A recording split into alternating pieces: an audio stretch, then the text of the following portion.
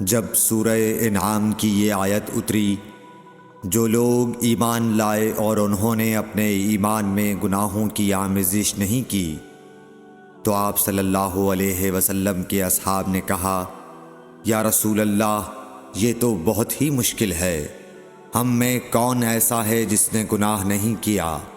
تب اللہ پاک نے سورہ لقمان کی یہ آیت اتاری کہ بے شک شرک بڑا ظلم ہے۔ صحیح بخاری حدیث نمبر 32۔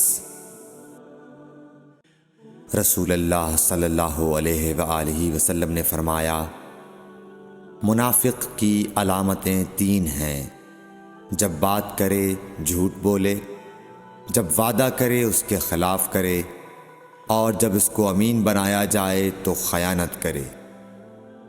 صحیح بخاری حدیث نمبر 33۔